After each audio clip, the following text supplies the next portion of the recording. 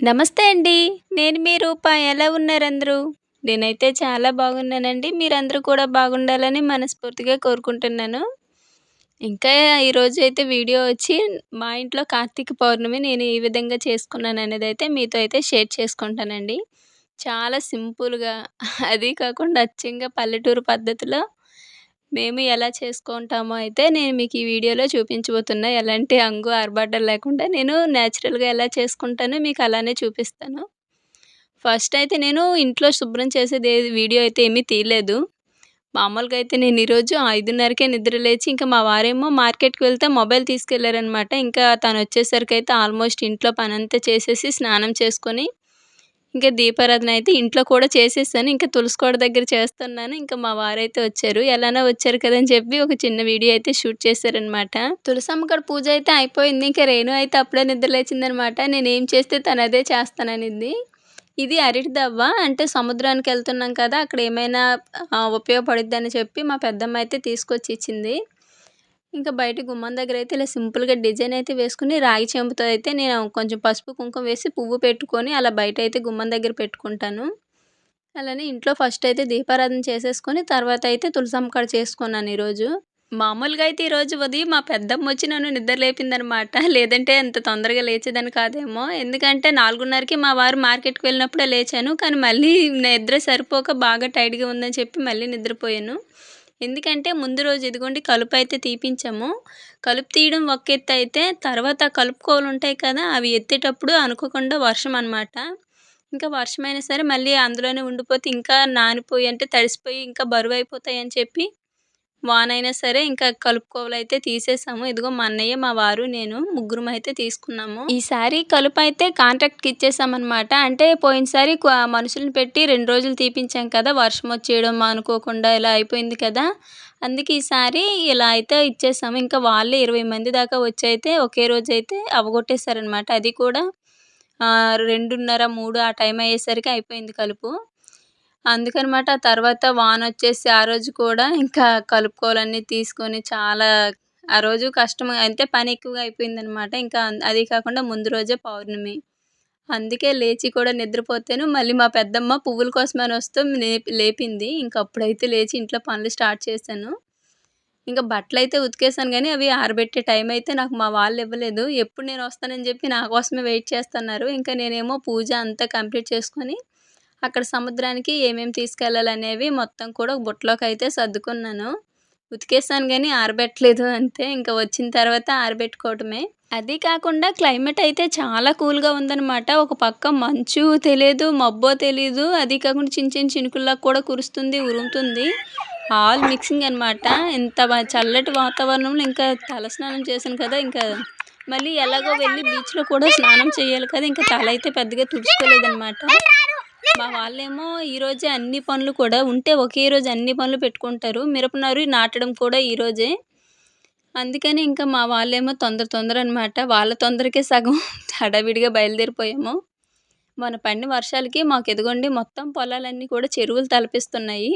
నాకిలాంటి greenery అంటే మాత్రం చాలా ఇష్టం. మెయిన్ ఇలాంటి పచ్చదనం మధ్యలో ఇలా ప్రయాణిస్తూ వెళ్ళడం అంటే ఇంకా ఇష్టం అనమాట. చాలా నచ్చిద్ది. మొన్న దీపావళికి స్వర్ణ వెళ్ళేటప్పుడు కూడా సేమ్ లొకేషనే. మాకైతే ఈ దగ్గరలో చాలా బీచ్‌లున్నాయనమాట. మెయిన్ మేమెళ్ళేదేంటంటే వాడరేవు, సూర్యలంక. వాడరేవు బీచ్ అంటే మాకు కొంచెం దగ్గరనమాట. అదే సూర్యలంక బీచ్ అయితే బాపట్ల వెళ్ళాలి. బాపట్ల అంటే చాలా టైం పడుతుంది. కానీ సూర్యలంక బీచ్ చాలా బావుంటుంది. క్రౌడ్ కూడా ఎక్కువగా ఉంటుందక్కడ. కానీ మేమక్కడికెళ్ళేలోపు వర్షం కూడా వచ్చినా ఆశ్చర్యపోనవసరం లేదు. అలా ఉందనమాట క్లైమేటు. అందుకనే వాడరేవు బీచ్ అయితే మాకు పక్కనే కాబట్టి ఈ బీచ్‌కైతే వచ్చేసాము. ఇక్కడికొచ్చిన తర్వాతనే అరటికాయ, కొబ్బరికాయలు అలానే తమలపాకులు ఇవన్నీ కూడా అయితే ఇక్కడే తీసేసుకున్నాము.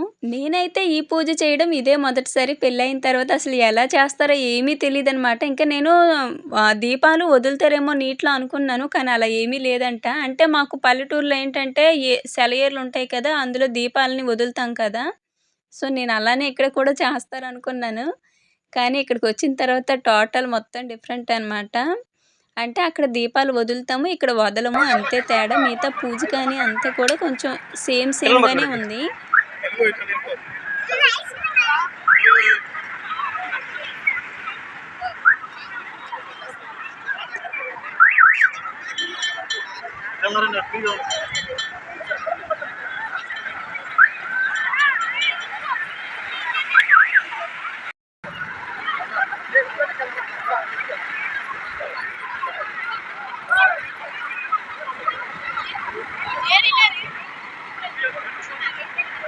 మామూలుగా కంటే ఈరోజు బీచ్ మాత్రం చాలా అందంగా ఉంది. దీపాలతో మెరిసిపోతుందనమాట. ఇంకా రాగానే మేమైతే ఫస్ట్ అయితే బీచ్‌లో స్నానం అయితే చేసేసుకున్నాము. ఆ నీటిలో మునగలేక ఇంక ఎదిగో నేను లోట తీసుకొచ్చుకున్నాం ముందుగానే ఇంటి దగ్గర నుంచి. ఇంకా దాంతోటైతే నీళ్ళు పోసేసుకొని వచ్చి, కొంచెం సముద్రానికి ముందు ఉండేటట్టయితే మేమైతే ప్లేస్ చూసుకొని చేసుకుంటున్నా.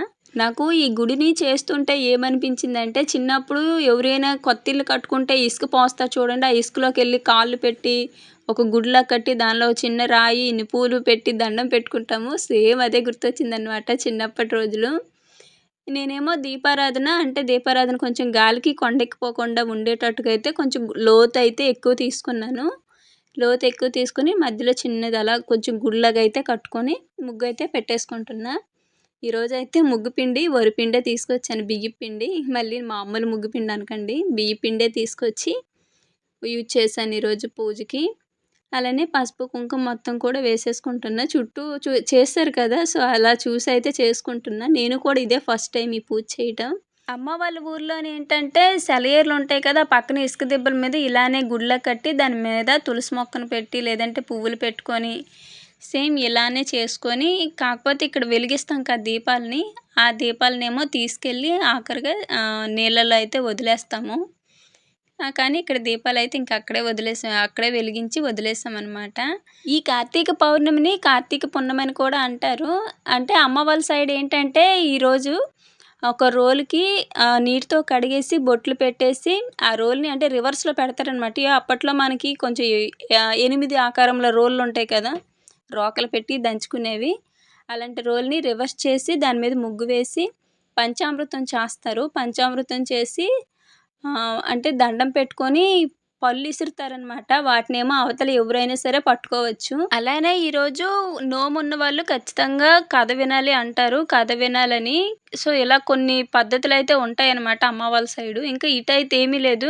నార్మల్‌గా ఇంట్లో దీపం పెట్టుకొని అంటే ఇలా సముద్రానికొచ్చి పూజ చేసుకొని సముద్ర స్నానాలు చేసుకోవటమే నాకు ఇక్కడైతే తెలిసింది. కానీ అమ్మ వాళ్ళ సైడ్ పద్ధతులైతే చాలా ఉండయి. ఆ పౌర్ణమి కూడా అందరికీ ఉండదు మళ్ళీ. కొంతమందికే ఉండిద్ది. కొంతమంది అసలు పిండి వంటలు కూడా వండుకోకూడదనమాట. సో, అలా కూడా ఉండిద్దనమాట. మరి ఆ పద్ధతులన్నేమో నాకు పెద్దగా అంటే విన్నాను కానీ విన్నాను, చూశాను కూడా అమ్మ వాళ్ళకి. అందుకు అక్కడ పద్ధతులైతే ఇలా ఉంటాయి. కానీ ఇక్కడైతే సింపుల్‌గా ఉన్నాయి ఇక్కడ మాత్రం. ఊరికొక భాష అన్నట్టు ఊరికొక ఆచారం అనమాట. సో, ఇవన్నీ కూడా మన పెద్దలు పెట్టినయి కాబట్టి వాటిని ఎలా అయినా పాటించాలి. కాకపోతే పెళ్ళయిన తర్వాత ఏంటంటే అత్తారింటికాడ ఏ పద్ధతులైతే ఉంటాయో అవే మనం పాటించాలి. నా పూజ అయితే అయిపోయింది కదా! లాస్ట్‌లో అయితే హారతి అయితే ఇచ్చేసాను. నాకు ఇక్కడ ఒక్కటి నచ్చలేదనమాట. ఎప్పుడు పూజ అయిపోయిద్దా వచ్చి ఆ కొబ్బరి చెప్పులు అన్నీ తీసుకుందాం అన్నట్టు వాళ్ళు రెడీగా ఉన్నారనమాట. హారతి ఇచ్చి అలా పెట్టానో లేదో ఇంకా వాళ్ళైతే వచ్చి అక్కడ ఉన్నవన్నీ తీసేసుకుంటున్నారు. నాకు చాలా కోపం వచ్చేసింది. ఇంకా మా వారేమో గదిమేసి వాళ్ళనైతే పక్కకు నెట్టారు. ఇంకా ప్రశాంతంగా హారతి అయితే ఇచ్చేసి పూజ అయితే కంప్లీట్ అయిపోయింది. ఇప్పుడేమో మళ్ళీ ఒకసారి ఎళ్లి సముద్రంలో స్నానం అయితే చేసుకొని వచ్చేయాలంట. పూజ అయిపోయిన తర్వాత అవన్నీ కూడా సర్దేసుకొని వాటినేమో మా వాళ్ళకైతే ఇచ్చేసి మళ్ళీ నేను మా పెద్దమ్మ ఒకసారి సముద్ర స్నానం అయితే చేసేసుకున్నాము. ఇలా అయితే పూజ అయితే చేసుకున్నాము. మా సైడు కార్తీక పౌర్ణమి రోజు పూజలైతే ఇలా అయితే చేసుకొని సముద్ర స్నానాలు చేస్తారు. మీకెలా అనిపించిందో చెప్పడం మర్చిపోకండి. అలానే మీరు కూడా చేశారో లేదో కూడా చెప్పండి. నా పరిస్థితి ఎలా ఉందంటే ఈ చలికి అలానే ఇలా స్నానాల మీద స్నానాలు చేస్తుంటే కుడుతులోని ఎలక పిల్ల బయటకొస్తే ఎలా ఉండిద్దో అలా అయిపోయిందనమాట. వరుస పెట్టి తలకి మునగడం వలన నాకైతే ఆ రోజు అసలు చలికి వణుకుపోయాను. అది కాకుండా క్లైమేట్ కూడా వానొచ్చేలా ఉంది కదా! అసలు ఎండ కూడా లేదు. దానికి తోడు ఇంకా మేమే లాస్ట్ అనుకుంటే అప్పుడే వచ్చి చేసేవాళ్ళు కూడా చాలామందున్నారు. ఇంకా మేము కూడా కొంచెం తొందరగానే వచ్చాంలే అనిపించింది. అంటే మేమే లాస్ట్ అనుకోని కొంచెం గిల్టీగా ఫీల్ అయ్యాననమాట. కొంచెం తొందరగా వస్తే బాగున్నే అని. కానీ 9 అయ్యేసరికి పూజ అయితే అయిపోయింది తొందరగానే. రేణుకైతే స్నానం ఏమీ చేపీలేదు. లేవటంతోనే తనకి డ్రెస్ వేసి తీసుకొనొచ్చేసాననమాట. అసలు తీసుకురాకూడదనుకున్నా, కానీ చూస్తది కదా అని చెప్పి తీసుకొచ్చాను. అంటే 2 డేస్ బ్యాక్ తనకి జ్వరం వచ్చింది. ఇప్పుడిప్పుడే తగ్గుతుంది కదా! మళ్ళీ ఎందుకులే రిస్క్ అని చెప్పి తనకైతే స్నానం చేపియలేదు. ఇంకా ఇదైతే ఒక చిన్న మినీ తిరునాళ్ళలాగా అయితే ఉంది. ఇంకా మేమైతే ఏమీ కొనలేదు. నేరుగా ఇంటికైతే వచ్చేసాము. ఇంటికి రాగానే రేణు అయితే ఇంకా ఏం తీసుకొచ్చామా అని అయితే బుట్టలో అయితే చూసుకుంటుంది. మేము ఇంటికి వచ్చినంత వరకు కూడా తులసమ్మ దగ్గర దీపం అయితే వెలుగుతూనే ఉంది. చాలా సేపు వరకు అయితే ఉంది. ఎందుకంటే గాజు పైన పెట్టాను కదా! సో, సేఫ్‌గా ఉందనమాట. ఇంటికొచ్చిన తర్వాత మళ్ళీ ఒకసారి తలకి స్నానం అయితే మంచిగా చేసేసుకున్నాను. స్నానం చేసిన తర్వాత అసలు మామూలు చల్లేదు. ఇంటికొచ్చిన తర్వాత కూడా మళ్ళీ చన్నీళ్ళు కదా! అసలు నా పరిస్థితి వామ్మో! అనిపించింది. అలానే ఇంకా బట్టలైతే కొంచెం ఉతికేసి పక్కన పెట్టానని చెప్పాను కదా! వాటినైతే ఆరబెట్టేసుకుంటున్నాను. నేను ఇంట్లో నుంచి బయటకొచ్చేసరికి మా రేణు ఈ ప్రయోగాలు చేస్తుంది. నేను ఇది ఈ పనులు చేసేటప్పుడు ఇంటికి నిజంగా ఒక ఆడపిల్ల ఉండాలి అని అయితే నేను అనుకున్నాను. ఈ విషయం మా తాతయ్య, మా పెద్దమ్మ వాళ్ళకి చెప్పేటప్పుడు వాళ్ళు కూడా సేమ్ ఇదే మాట అన్నారనమాట. ఇంకా నాకైతే మా వాళ్ళు "నీకు ముందు ముందు రోజుల్లో నీ కూతుర్లే చేసి పెడతారులే. నువ్వు ఇప్పుడు ఎంత కష్టపడుతున్నావో ముందు ముందు రోజుల్లో నీకు అంత సుఖపడతావులే" అని అయితే వాళ్ళు అంటుంటారు. నిజంగా ఆడపిల్లలు ఉండాలి. లేదంటే ఏదైనా ఇంట్లో కొంచెం అమ్మకి హెల్త్ బాగోలేదంటే చూసుకునేది వాళ్ళే కదా! నాకైతే అందులో చాలా హ్యాపీ. రాగానే మా వారైతే టిఫిన్ తీసుకురావడానికి వెళ్లారు. అలానే ఈరోజు మొక్క నాటుతున్నాము మిరప మొక్క అని చెప్పాను కదా! ఇంకా నేల కూడా ఈరోజు దున్నిస్తున్నారనమాట. ఇంకా ఆ పనిలో అయితే మా వారు బిజీగా ఉన్నారు. నేనేమో టిఫిన్ తీసుకురమ్మని చెప్పాను. అప్పటికే టైము ఇంటికొచ్చేసరికి 10 అయిపోయింది. టిఫిన్ చేసి చిన్నగా వంట స్టార్ట్ చేద్దామని అయితే టిఫిన్ తీసుకురమ్మని చెప్పాను. తనొచ్చేలోపు ఇంట్లో ఇదిగో ఈ బట్టలు ఉతకడం అలానే ఇప్పుడు బీచ్ నుంచి వచ్చాను కదా! స్నానం చేశాక ఆ సారీ ఇవన్నీ కూడా పనిలో పనిగా ఉతికేసి అన్నీ ఆరబెట్టేసుకుంటున్నా. మామూలుగా అయితే ఈరోజు గుడికి వెళ్తే ఇంకా మంచిది. ఇంకా ఆ విషయం మేము మా వారిని అడిగానో లేదో ఇంకా తనైతే ఇంకోసారి తీసుకెళ్తానులే ఈరోజు ఇంకా కుదరదులే. అంటే మొక్క నాటడం ఉందని చెప్పాను కదా! ఇంకా ఆ పనిలో అయితే కొంచెం తను టెన్షన్‌గా ఉన్నారనమాట. అంటే దున్నియడం అన్నీ ఒకే రోజనమాట. అప్పటికప్పుడు అనుకున్నారు. అందుకే ఇంకా నేను కూడా ఏం ఫోర్స్ చేయలేదు. సముద్ర స్నానాలకి తీసుకెళ్లారు అది చాలనుకున్నాను. ఎందుకంటే ముందు రోజు ఇలా వెళ్ళాలని కానీ, వెళ్తామని కానీ ఏమీ అనుకోలేదు. ఉదయానికి ఉదయమే మా నిర్ణయం అయితే తీసుకొని బయలుదేరాము. లేదంటే కొంచెం మంచిగా ఈరోజు మొక్క నాటడం కూడా ఆపుకునేవాళ్ళమేమో. అది కాకుండా ఈరోజు ఆలస్యమైతే నారనేది వేరే వాళ్ళకి వెళ్ళిపోయే అవకాశం కూడా ఉంది. అందుకే ఇంకా ఈరోజే నాటేద్దాము. అది కాకుండా ఈరోజు చాలా మంచి రోజు కదా! అది కూడా ఒక కారణం అనమాట. టిఫిన్ అయితే చేసేసిన తర్వాత కాసేపయితే రెస్ట్ తీసుకున్నా. ఇంకా తర్వాత అయితే వంట స్టార్ట్ చేశాను. నన్నైతే మాత్రం సాయంత్రం మనుషులు చెట్ల కాడికి మొక్క నాటడానికి వస్తారు కదా! అప్పుడైతే చెట్ల కాడికి రా అనైతే మా వారు చెప్పారు. ఇంక అప్పటి వరకైతే రెస్ట్ అనమాట. ఈరోజు అది కాకుండా నారు నాటేసరికి కూడా చాలా సాయంత్రం అయిపోయింది. సాయంత్రం 5:30 ఆ టైం అయితే అయ్యింది. పాపం వాళ్ళు కూడా చాలా హడావిడిగా తొందరగా నాటారు. ఇంకా టిఫిన్ చేయడం అయిపోయిన తర్వాత వంట అయితే చేసేసుకున్నాను. ఇంకా అది వీడియో అయితే ఏమీ తీయలేదు. ఇల్లంతా కూడా నాకు వంట పూర్తి చేసిన తర్వాత మళ్ళీ ఇల్లంతా కూడా ఒకసారి శుభ్రంగా తుడిచేసుకోవటం అయితే అలవాటనమాట.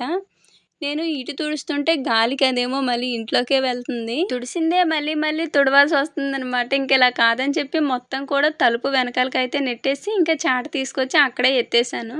లాస్ట్ వీడియోలో కామెంట్స్‌కైతే నేను రిప్లై అయితే ఇవ్వలేకపోయానండి. సో, ముందుగా అయితే అందరికీ సారీ.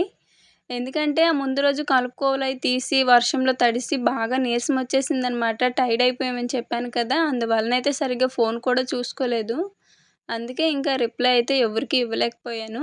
అలానే చాలామంది తులసి మొక్కలకి ఎలాంటి జాగ్రత్తలు తీసుకోవాలని కూడా చెప్పారు కదండీ! అందుకు మీ అందరికీ కూడా చాలా థాంక్స్ అండి.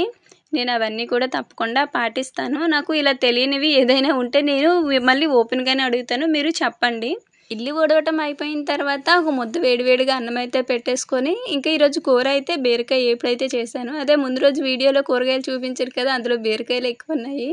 అందుకని ఈరోజు బీరకాయ కూర అయితే వండేసాను.